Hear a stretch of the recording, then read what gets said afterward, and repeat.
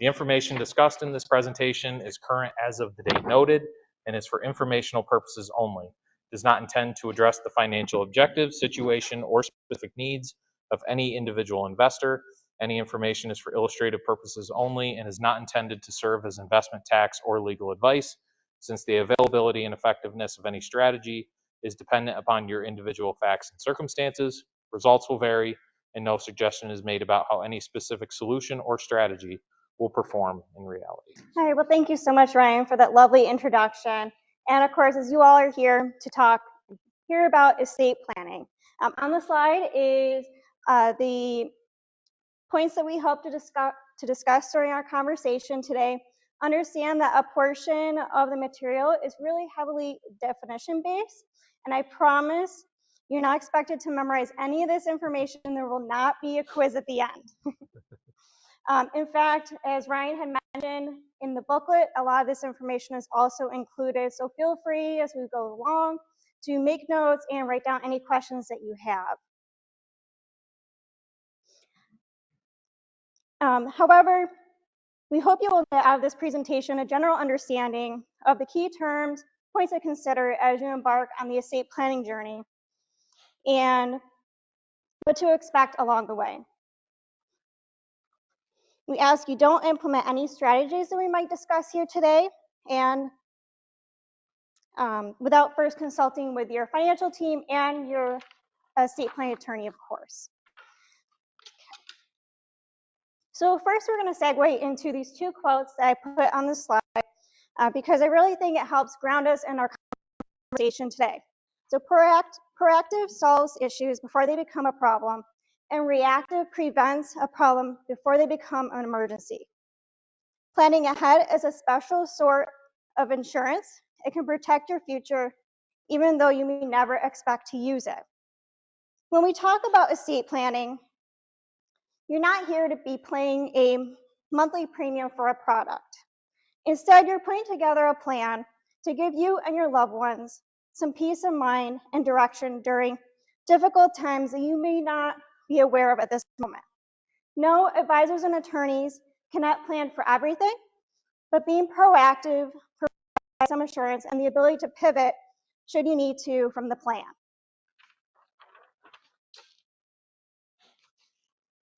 So I like to remind folks that everyone actually has an estate plan. It's a matter of you taking ownership in creating the plan or relying on a default plan per state law. Of course, relying on state law is not always the most ideal circumstance.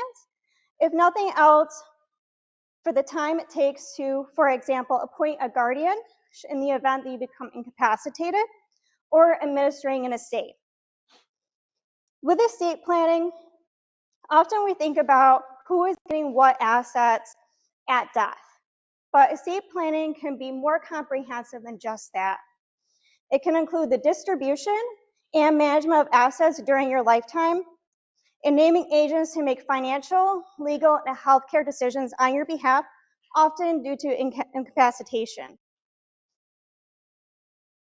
When we're talking with clients, one of the first steps that we like to really help ground us in these conversations is understanding the goals and objectives for our clients.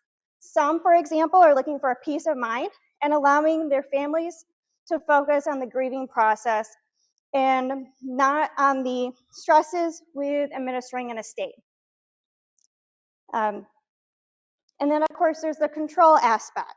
Some folks like to protect the next generation and beneficiaries by putting some constraints on how assets can be distributed and used for longevity of the funds. And then, of course, unintended consequences. This can include anything from debt and tax liability, incorrect beneficiaries named on accounts, public display of personal and financial affairs, and plans that are put in place maybe are not as desired when they're implemented. So now we're going to talk a little bit more about that control. All right, so Sarah did a good job of referencing the control part of it. So what does control mean? Well, first off, as she said, if you have no plan in place, which means you don't have any documents, then you're in what's called intestacy or intestate. And that means the state gets to decide what happens to your stuff. So that's part of that problem of if you don't choose to have something in writing, then they're going to decide for you. If you're okay with that, then intestacy would be one way to go. We normally would not recommend you go with intestacy. You want to stay away from that if you can. So then you're into two other options, which are the wills or trusts. And we'll talk a little bit now about what both of those are. So a will is when you get to pick exactly what's going to happen with your property when you pass away. So that will is a written document. Many of you may already have those in place. You get to actually choose exactly who gets what. Most of the time, it's going to be very simple. It's going to be to my spouse or to all of my kids, and that's going to be the end of it. Occasionally, you may want to have a little bit more specificity to it. Maybe you say, my favorite Aunt Betty, I want to make sure she gets some money, so I'm going to give $5,000 to Aunt Betty, and then my spouse and my kids get whatever's left after that. And that's totally fine. The great thing about a will is you can put whatever you want into that document. And when you pass away, then it goes to what's called probate, which we'll talk about in a little while. And probate then will make all that happen just the way that you wanted it to happen. So that's the great thing about it. The only downside of that probate process is that it's public. You're going through a court system. The court's got to sign off on everything. So there's a little bit of a hassle there to it. You have to usually get an attorney involved. And it's public because anything that goes through a court system gets filed, right? So if somebody really wanted to go and read your will afterwards and find out what was in there, they can do that because it's part of that court filing. It's in the court system. So, but again, allow you to be able to pick and choose which organizations are going to get your stuff, and what you can go to charities, you can do whatever you want with it at that point. Now, the other way you can do it, you can set that up before you pass away in what's called a trust. Now, trust is a little different because a trust is something you're putting that together today, and it's going into effect today, which means you've set up effectively an entity. This trust, you're going to say it's going to have the same things inside of it. You're still going to tell inside of the trust where you want your property to go when you pass away. But now you're actually putting stuff into that trust. You're going to put your house in there. You're going to put your bank accounts in there. And you're going to retitle those. So your bank account may say Jim Jones, owner of the bank account. Now it's going to say revocable trust of Jim Jones. And that's how it goes, right? So that's the difference between the trust and the will. The will, you create it, you put it in a box, and it sits there until you pass away. The trust, you create it on day one, and now you have to start putting stuff into it. Otherwise, you might as well not have done it because it's just sitting over here doing nothing if you don't have anything in it. There are a couple different kinds of trusts. The two main ones you'll see are what's called revocable and irrevocable. Irrevocable, I'll cover that quickly because most of the time you aren't going to see those. That's one where you set the trust up, and just like it sounds, it's set in stone. You're done. You can't change anything in it. You put property into that. It's no longer your property. You don't own it. You can't touch it. You can't do anything with it. Whoever the trustee is that you've put in charge of that trust now is in charge of doing whatever they want to do with that. So that one is one you want to be a little careful of because you're giving up an ownership whenever you set that up. Now, the revocable trust is the one that you'll see more of. Those, you're still keeping the property. It's still technically in your name because you are the trust. The revocable trust can be done away with at any point. You can take people out of it. You can completely destroy it. You can change terms in it, whatever you want to do. It's like a piece of clay. You can mold it to however you want it to look all the way through your lifetime.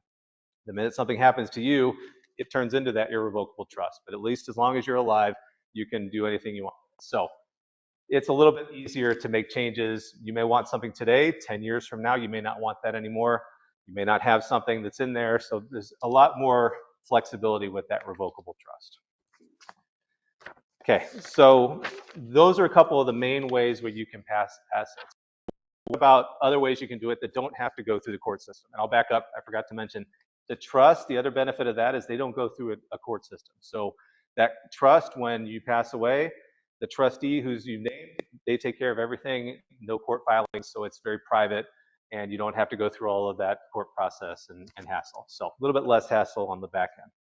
So what else can you do though while you're alive? Let's say you don't really want to do any of those. You want to avoid probate, but you don't want to go through the hassle of the trust. Well, you have beneficiary designations that are options for you. One of those is what's called a transfer on death or payable on death account. You'll see these a lot of times with bank accounts, investment accounts, they'll have these options as well. It allows you to name a beneficiary while you're still alive without giving up the ownership in the account. So you have your bank account again, Jim Jones, and you say, Jim Jones, payable on death to my spouse or my daughter, whoever it's going to be. And they then, when you pass away in the future, they automatically get those assets. They just have to get a death certificate, they show up at the bank, and it becomes their account. Very straightforward, very simple. And again, you're not giving up control over those assets because it's still your account all the way up until the day that you pass away. And doesn't have to go to a court. No lawyers involved. All they have to do is just show up with the death certificate. So it's very straightforward, very easy way to pass assets on. And you can have multiple beneficiaries. It doesn't have to just be one person. You can have multiple people, however many you want. They can split it up into that many pieces. So it's a good way to handle that. The other way you can do it is what's called a joint tenant, a joint account or a joint tenant with right of survivorship. You'll see this most of the time in real estate. You buy a house and you're married, default is normally a joint tenancy because they want to make sure there's a survivorship passed on. So if something happens to one of you, the other person automatically inherits that property without having to go through a court system and cause a bunch of problems. So that's where a lot of times you'll see that. You'll see that on bank accounts as well. You can actually do this with adult children. So or a parent, if you have an aged parent, this is a great way to handle things. For example, you don't want to deal with paying your bills anymore. You need a little bit of help tracking where the money's going. You don't want to deal with it as much, or it's more difficult for that person to deal with it. They can put another person on there as a joint owner, and then that person can write checks. They can get in online and make decisions and do things to help with the finances at that point. Now, a couple of things to be careful of. As a joint owner, they are a joint owner. So that means I have an account. I put my daughter on the account. She can walk down to the bank the next day and withdraw every dollar that's in that account if she wants to. And that's okay because I trust her, so she'll be all right. But if you are not careful, that is something you have to watch out for. And it's not that they do it in a fraudulent way, but it could be that they can do whatever they want in that account because it's their money as well. There's no 50-50 split on what's in there. The other thing you want to watch out for is if you're trying to use this as a way to, again, avoid the probate and pass money to the next generation, spouse or kids. If you have multiple children and you only put one on that account because that's the child who's helping you pay your bills and whatnot, when you pass away, that child's going to inherit the money. You may have said to them, hey, don't forget you're going to share this money with your siblings. They may well do that. They don't have to because that is their money at that point. The minute you pass away, joint owner becomes their money. And if it's a large enough account, it may be difficult for them to share it with the other siblings anyway because there are some gift tax rules and other things that might come in to cause some problems. So just think that one through. If it's a true way that you're trying to pass assets, the transfer on death normally is a better way to do that. But if you're really looking for some way to have somebody help, the joint tenant is a good way to do that. Or if you're looking for a solution, again, for an aged parent, that's a good way to do that. The other way that you see this is the most common way that we see, and that's retirement accounts. Anybody who's had a job, normally 401ks, 403bs, you'll have one of those already in place. Those will always have a beneficiary attached to them. Those accounts do not pass through the court system. They will automatically go to whoever you name in those accounts. So I think a couple things to watch out for there. Those are, again, great ways to pass those assets on. It used to be that you could pass it to anyone you wanted and they could stretch it then over their lifetime. So some of you may have inherited IRAs from parents or aunts or uncles or someone, and you could then take those and take a little bit of money out each year for the rest of your life. That's changed in the law now. Unless it's a spouse, you only have 10 years to take that money out. So they need to be a little bit more careful on how they're doing it because you don't want them to get 10 years into it and all of a sudden they have a $200,000 account that has to be removed immediately and there's a big tax bill and they're going to give a big chunk of that to Uncle Sam at that point. So little things to watch out for with retirement accounts. But the big thing there is those beneficiary designations will override anything that you have anywhere else. So in your will, you may say, I want Aunt Betty to get my 401k. That's great, but if Aunt Betty's name is not on that 401k beneficiary designation form, Aunt Betty's not getting that 401k. Whoever's on that form is going to get that 401k. So and we'll talk about this later on about regular reviews. That's one of the things you always want to be reviewing. Check your beneficiary designations at the same time checking your wills or whatever else you have, because you want to make sure that everything matches up with your desires and your wishes. What do you want to do? Does everything match up the way you want it? So now let's pivot into a couple of other areas. We talked about structures for passing assets. What about dealing with your assets while you're still alive? Well, there's a couple of ways that you can do this through what we call advanced directives. So you may have heard about a power of attorney. So a power of attorney is a document that you can put together that allows another person to act on your behalf on everything except for medical. We'll talk about medical when we get to the healthcare proxy. So the power of attorney is just finances. So let's say I draft this power of attorney, I name my wife as my agent, and I get everything done. She can pick up that piece of paper, she can walk down to the bank, and she can say, I'm acting on behalf of my husband, here's the power of attorney, and I want you to do X, Y, Z with this account, whatever she wants to do. So it's a very powerful document. It's very helpful for a lot of different things that you may have to do in your life. We'll talk about some of those right now. So a couple different types of these. You have what's called a general or a durable power of attorney. That's the one you usually will see. That means day one, you sign this thing, it's in place. That person can act on your behalf for all those different things at any time they want for the rest of your natural life. These always end at the end of your life, no matter what. You can't have a power of attorney for a dead person. It doesn't work. They can't do it. So that's a good thing. Always ends there. But otherwise, that general or durable is going to go for the rest of your life, unless you go in and say, this isn't active anymore, and you revoke it. Nope, do away with it, tear it up, and then you're fine. You have a couple of other alternatives, which are called limited. One of them is a limited or specific power of attorney. So this would be for an action. Let's say, for example, I'm buying a house. My wife can't make it to the closing, so she does a limited power of attorney for real estate closings only. I can take that with me, and now I get to sit and sign the 500 documents that come through a real estate closing, and she doesn't have to be there. That's a limited power of attorney. I can't take that down to the bank later and try and remove money from her bank account. It won't work. They'll say, this is only for real estate, sir. You need to go find something else to do. So that's a limited power of attorney. You'll see those again in those limited situations. A couple of other ones, there's one called a non-durable. The non-durable power of attorney, I don't really see those very often, and I'll tell you why. Because the non-durable says it is good right now on day one when you sign it. If something happens to you in the future where you're no longer capable or have capacity to sign one of these documents, it stops working. It kind of defeats the purpose of the power of attorney. That's when you really need it, but it's there in case there was someone who said, I really don't want someone to have this power if something happens to me and I can't do stuff for myself anymore. So it's there. Again, I don't see them very often. The other one, which you do see sometimes, is called a springing power of attorney, and it acts just like it sounds. You sign it on day one and nothing happens. It's kind of the other half of the non-durable. It doesn't work, it doesn't work. You become incapacitated and it springs into existence right at that moment. And now it's ready to be used. That sounds pretty good. Oh, great. I don't want somebody to mess with my stuff while I'm alive. Well, I'm fine. I can handle it myself. Something happens to me, that's when I want them to do something. Well, here's the problem with that. They have to go find usually 1 or 2 independent doctors to certify that you really are incapacitated and it really is okay for them to use this now. Meanwhile, there may be things that need to get done and they won't get done right away.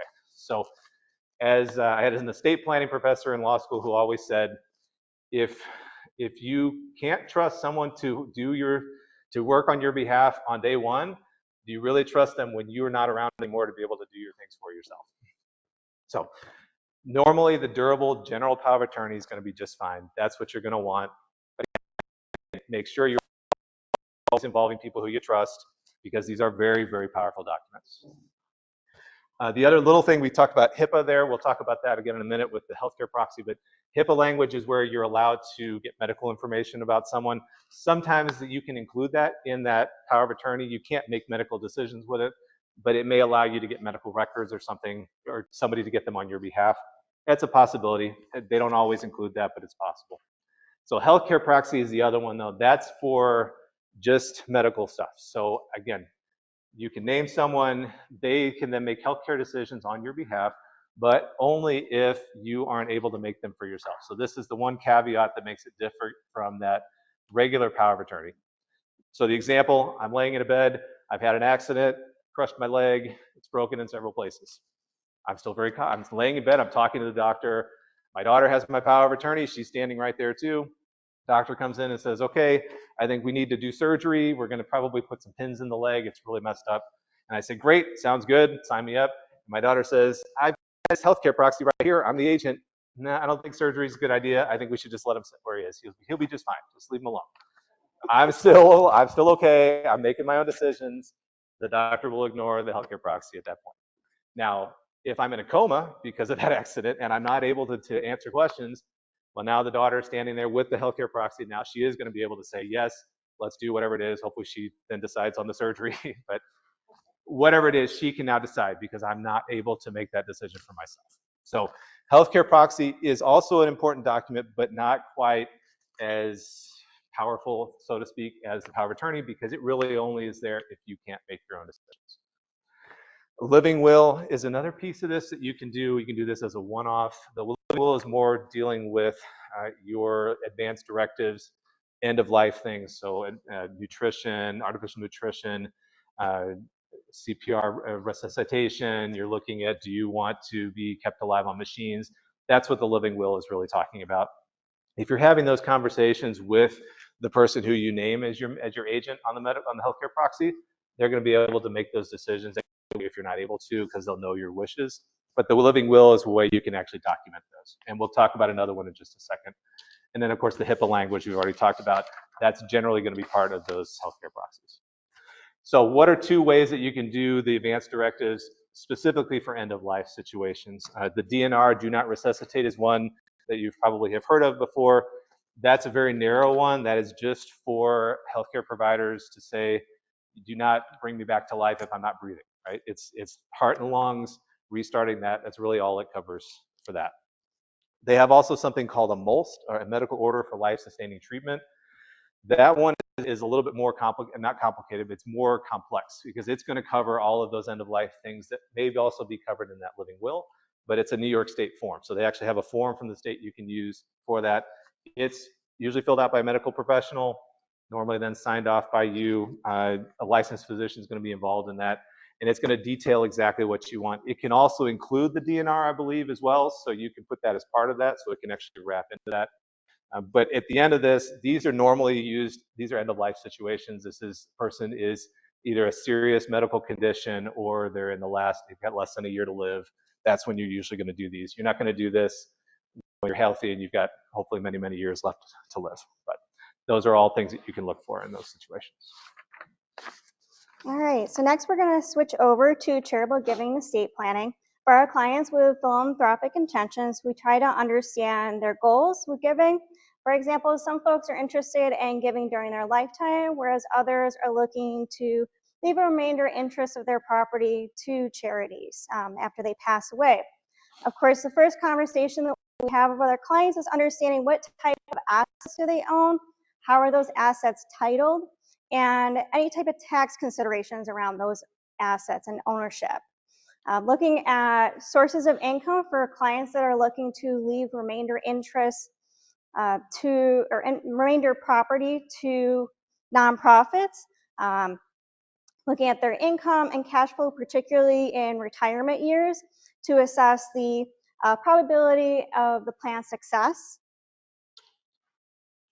And this chart right here, we talk a lot about control as a reoccurring theme.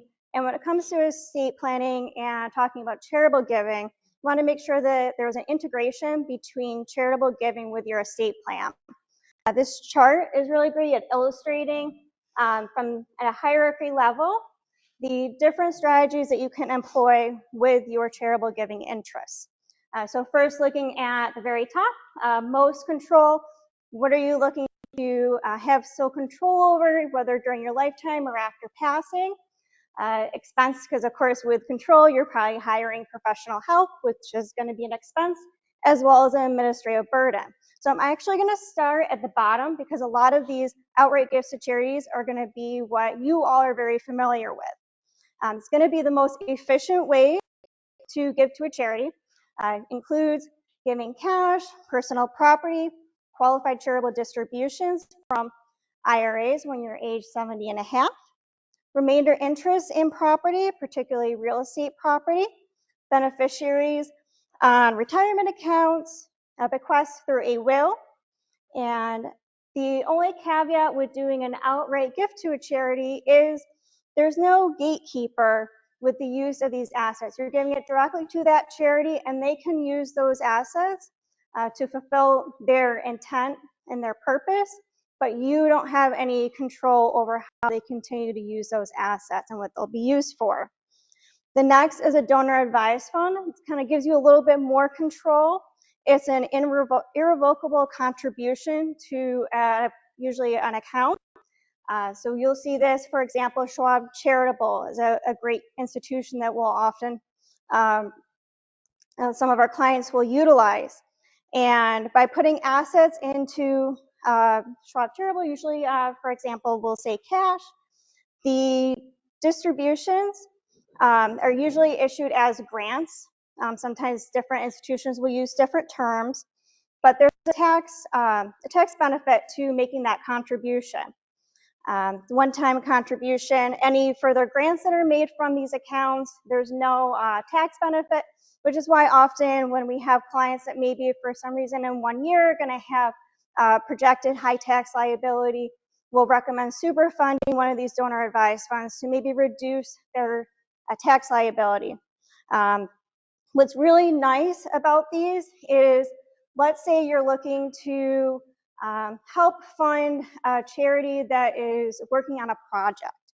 You don't want to give the full, let's say, $50,000 directly to the charity because it's an ongoing project. Maybe they're putting a new roof on a building. And you can set it up where you put the funds into the account, and then you can issue those grants on an installment basis as they progress through that project. Again, a little bit more control, but usually more during your lifetime, but you can name a successor owner, so your next of kin, children, spouse, to continue on with managing that account. The next is a community foundation. And some of you may be familiar with that. It's an overseeing of many individuals oversee these, and they're usually for focus on use for improving quality of life within a community. But you as the donor don't have quite as much control, but these are managed by professionals, an expense that maybe is a little bit less directly on you and more on the community foundation. The next is charitable trust. This is where you're taking a little bit more control by creating, like we talked about before, a trust. There are different types of trust, but what's nice about the trust is you have that trustee, whether it's someone within your generation, yourself, etc., that is controlling the distribution of assets depending on the type of trust that is created. So there's two different types. There's the charitable lead trust, which is a trust that the charity is able to receive a stream of income for a certain period of years from this trust, and there's usually a time frame, and then an individual then receives the remainder interest of the trust. There's also the charitable remainder trust. With these trusts, usually you'll see that situation with maybe a husband and wife, and the surviving spouse has access to these funds, and then the remainder interest goes to the charity. Again, there's a trustee that's helping to manage these funds and ensure that these distribution of funds are being used to fulfill the nonprofit's objective. But again, a little bit more control. The last is a private foundation, and think of it more on the lines of a business entity. You're going to have a board of directors that is usually, you establish this private foundation, you name board of directors that are going to participate in a business arrangement and participate in managing and directing these funds to further a particular purpose. What's nice about these private foundations, it does allow for continuation of the foundation for future generations. Okay, so we'll talk now about family planning, and this is more specifically to a family business or family property. Let's say you own a cabin in the woods somewhere, and you've owned that, you and your spouse, or you've owned it for a long, long time. And now you look ahead and you say, well, what do we want to do with this cabin in the woods? Do you want this to do? You say you've got 3 children. Do your children want this cabin? Can they afford the cabin? So these are the kind of things you want to communicate ahead of time. You want to have a lot of conversations so that you know kind of what they want, and have those on a regular basis, because maybe today they aren't interested, but maybe in the future they would be. But there are different ways that you can figure this out with them. Usually what you're looking for is equality, right? If you're, say you have children, you want your children to be treated equally generally. If your spouse is already gone, or if you were there and you're giving it to the children, if one of them says, yes, I want that cabin in the woods, and the other two say, no, I don't really want the cabin, how are you going to handle that? Because unless you have enough assets to cover it, you give one child the cabin, the other two will end up with a lot less of your assets at the end of the day. So a couple different ways you can do that. If you're lucky enough that the child has their own assets, the child can then buy out his siblings. So you give the cabin goes to all three of them, and they can turn around and then figure it out amongst themselves. Or maybe they all keep it for a while, and then eventually they'll buy each other out. That's certainly possible. If it looks like that's not going to be, the best case scenario for them, if none of them want it, when you're gone and that cabin is unavailable, they'll just sell it, and then they'll take the money and distribute it. That's an easy way to do it. So on the in-between case of one of them wants it or two of them want it, but they can't really afford to buy everybody else out, you can do something with life insurance. So maybe you get a life insurance policy on yourself that's equal to approximately what the 2/3 or a third, however many kids don't want that cabin. And then when you pass away, that life insurance will pay out to the children or child who doesn't want that asset, and that will make them whole. So then everybody ends up equal at the end of the day. So there are different ways you can do this, but what you really want to look for is making sure that you're having those communications, because you don't want any surprises when you pass away and all of a sudden you have this asset. In a business, it gets a little more difficult because you probably have employees you're trying to deal with, but it's the same kind of thing. A business, though, you can look at what we're talking about here, which is you have the property in an entity, a limited liability company, a family limited partnership, something where now it's sitting in this, kind of like we talked about trust before. This is now an entity that will live far beyond you. So you pass away, the entity continues living because it's an entity, it doesn't die. So you can then distribute shares of those to your beneficiaries, whoever they may be. They can then distribute it to their beneficiaries. So you could have, and you'll see this sometimes with lake properties, you'll hear about a lake property that's been in the family for 100 years, and now you've got 35 people that all own 1/35 of this property, and it's a mess sometimes. But the reason they can keep it going is a lot of times it's in some kind of a trust or something where everybody can own a piece of that. And that's a good way to deal with that. Another good thing about that is it will also provide some liability protection. Something happens in that property, it's in an LLC or some other type of entity. Normally, somebody gets sued, that property, they can only get up to the value of the property. They can't go through the property to anyone's personal assets to try and get money on anything that's happened there. So there's some protection. And then, of course, if, let's say, the property is in Virginia and you live in New York State, or you live in Florida and the property's in New York, if it's in this other entity, there's no probate in the sense that you don't have to go and do probate in New York or wherever the property is, because it's in this entity, it just continues on. It's like if it's in a trust, it's the same kind of thing. It will just continue. You don't have to go through the court process. So it makes it a little bit easier to the next generation when that time comes. But again, if I could stress anything on this, it's have the conversations early, have them often, make sure that everybody, if you have these types of situations, make sure everybody is aware and you have regular conversations so that you don't get a surprise. Because again, things change over time. You never know when 10 years later, one of them may want the property now, and now you have to review what you wanted to do.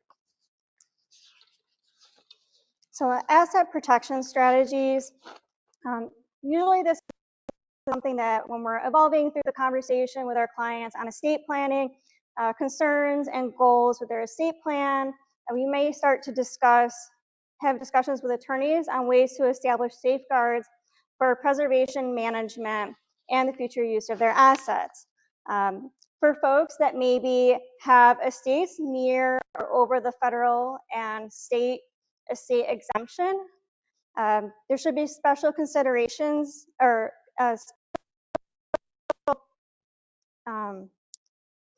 should consider careful planning to remove certain assets from their estate. For those that are maybe less aware of what the current exemption amounts are, they're kind of high.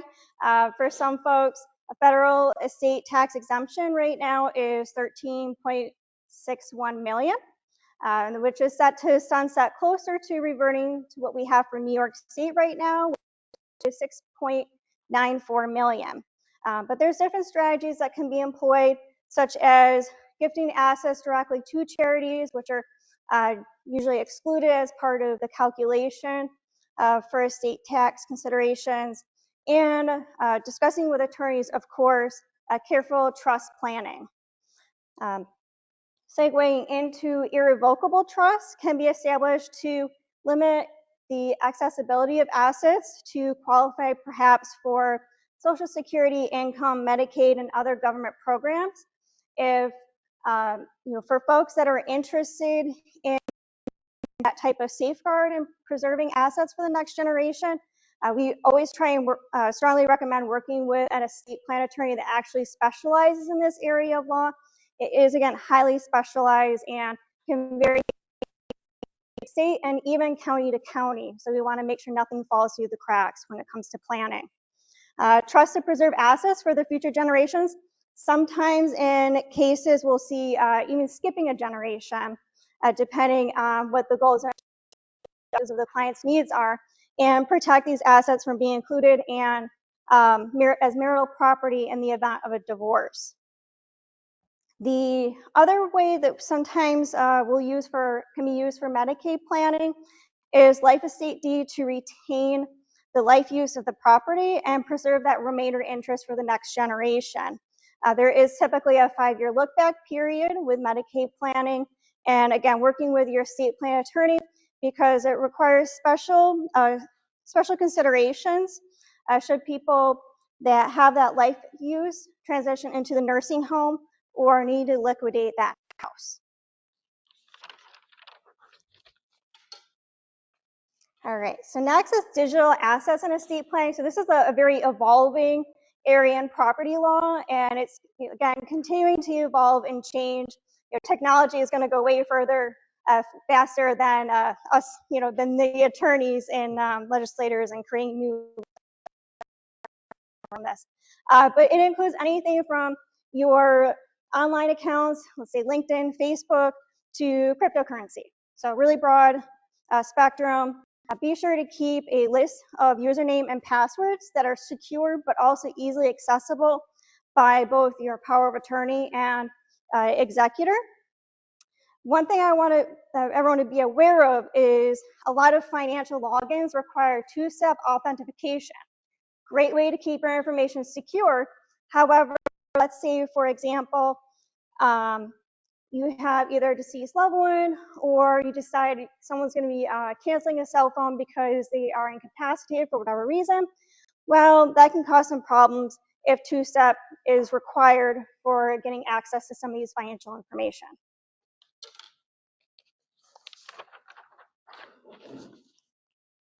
So as financial advisors, we aim to help our clients in navigating through the estate planning process, creating and reviewing, as well as the eventual administration of their estate. Because we cannot practice law, we seek guidance of working closely with our client's estate plan attorney and also assist in the implementation process. Oftentimes, estate plan attorneys are there to give you advice. They are there to draft documents, but it's your job to take that responsibility in retailing your assets. And that's where we come in and make sure everything is, the T's are crossed and the I's are dotted, because if one thing is misplaced, it can really shift the way that the plan is going to be fulfilled to eventually meet your wishes. So estate planning should be reviewed regularly. There's always kind of conversations about how often.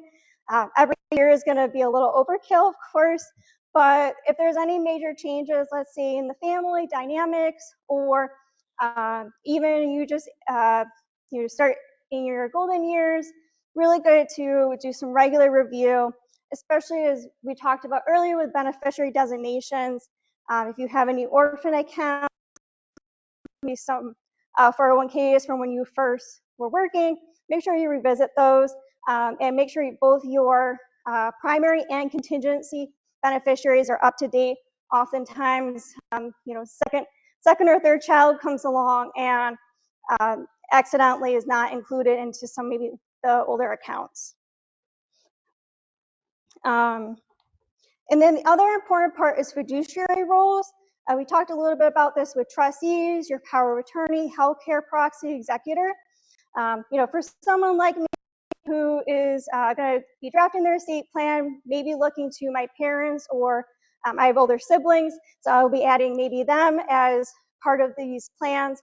But as we age, once you kind of hit your golden years, maybe thinking about looking to a younger generation, because I like to always remind people that you need to list individuals that are ready, willing, and able to implement your wishes, that are able to make those healthcare decisions. And if you have someone that is within your own same generation, they might be coming across with those same challenges as you.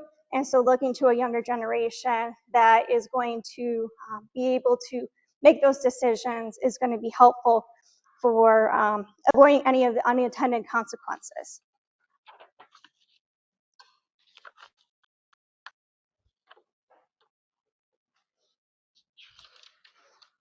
You want me to take this? You want to go? So administering the estate, what we want to look at here is what are you going to do when something has happened now? So, and again, if it's happened to you, unfortunately, you don't have to worry about this. This is your heirs and beneficiaries dealing with this. But if it's somebody that you love and now you're in the middle of it, this gives you a little idea of what happens. So first of all, you're going to go find a professional. You're going to hire an attorney. They're going to be the handle and walk you through a lot of these steps. If you have a financial advisor, they can help you with it too, but the attorney is really going to handle the nuts and bolts, especially if you're dealing with a will. Now, again, back to the trust. You're in a trust, really, you don't need to worry about the attorney as much. You've already got the attorney involved at the beginning. So that's really working with the trustee to make sure everything gets done the way you want it. In there, you're going to want to have an executor. So this is back to when you're first drafting that will. In a will, you need to have an executor. The executor is a very important job in the sense that they're kind of quarterbacking the attorney's work. So they're watching what's happening. They're looking over their shoulder. They're providing documentation. What I've seen, at least with clients in the past, some clients will have, and I wouldn't just say clients, people in general sometimes feel that they don't want their children to feel bad. They want to treat them all equally. And so they will name all of their children as their executors equally to work together because they don't want their children. Yes, you're shaking your head. You know that's not a good idea. They feel like, but I don't want to hurt their feelings. They'll feel bad if they're not involved. Well, the problem with that is if you have multiple executors, they all have to sign everything. They all have to work together. Being an executor is not it's not what I would call a privilege. It's not a good thing. It's not anything you want to look forward to. And if you have been executors in the past, you know that it's okay to have just one person. Pick one. Nobody's going to feel bad. And if they do, you have somebody explain to them what exactly it means, and they'll stop pretty quickly. So just be careful of that. You want to make sure you avoid that if at all possible. Yep. And just a couple of highlights that I'll include is really looking at the types of assets. That's going to really determine what assets are going to be associated with probate and which are going to be non-probatable assets. So a lot of times, piggybacking on what Darren was talking about, when we're working with our clients, we'll put together what we call a state balance sheet, which includes cash equivalents, their investment assets, which is often retirement accounts, other invested assets, the real property and liability. At the very bottom is typically life insurance. And that really helps orientate us when we're having conversations preliminary with our clients, and then segueing to send them off to work with an estate plan attorney. A lot of times I'll even write in the notes which assets are going to be subject to probate, which ones are not subject to probate.